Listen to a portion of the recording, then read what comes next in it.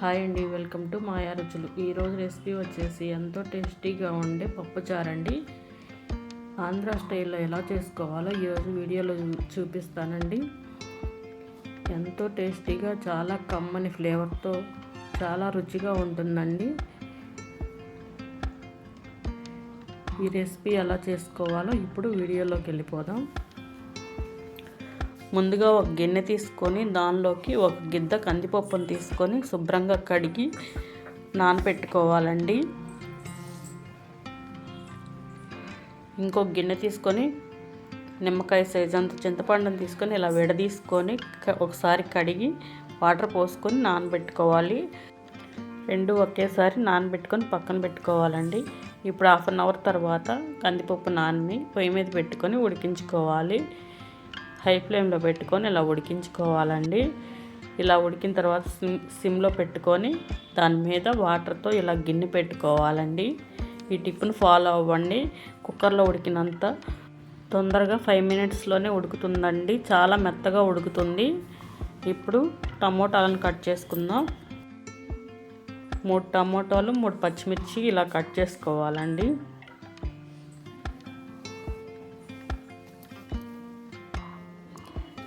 ఇలా సన్నగా కట్ చేసుకోవాలండి.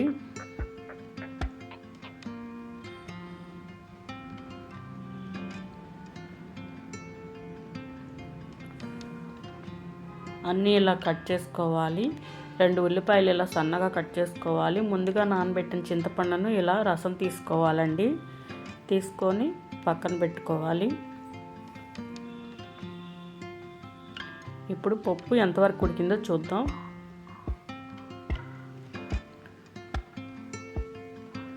ముప్పాతికి భాగం ఉడికిపోయిందండి. దీనిలో ఇప్పుడు కట్ చేసుకున్న టమోటాలు పచ్చిమిర్చి వేసుకోవాలి. వేసుకొని గంటితో ఒకసారి తిప్పుకొని మళ్ళీ అదే గిన్నెని పెట్టుకొని ఉడికించుకోవాలి.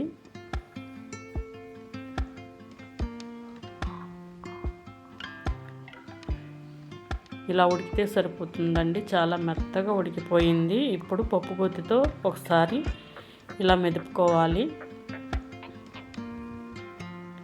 ఇలా మెదుపుకొని ఇప్పుడు చింతపండులో నుంచి తీసిన రసము పప్పులో పోసుకోవాలండి.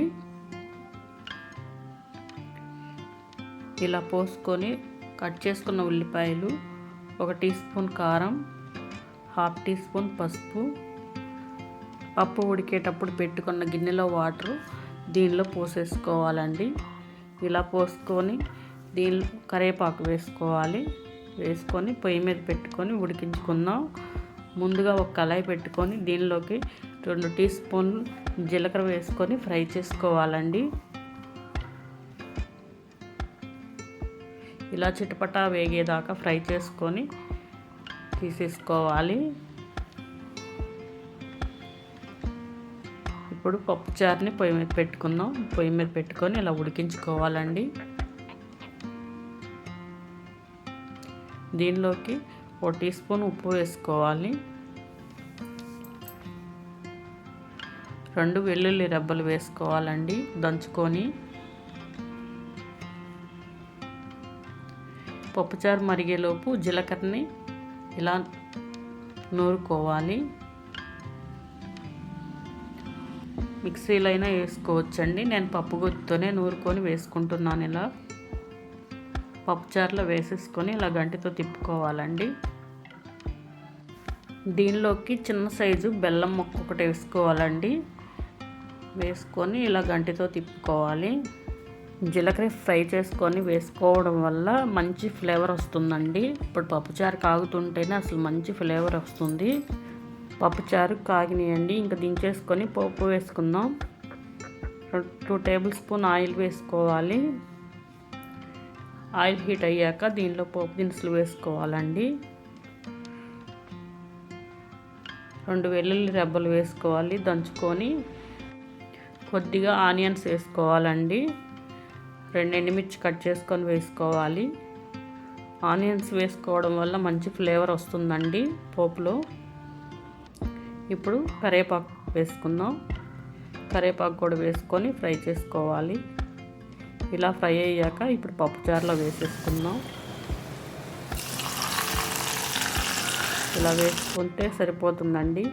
ఎంతో టేస్టీగా కమ్మగా మంచి ఫ్లేవర్తో చాలా టేస్టీగా ఉండే పప్పుచారు రెడీ అయిపోయిందండి. మీరు కూడా ఇలాగే చేసుకొని మీకు ఎలా వచ్చిందో కామెంట్లో చెప్పండి. మా ఛానల్ని like and share and subscribe చేసుకోండి. మీ ఫ్రెండ్స్కి షేర్ చేయండి. Thank you for watching.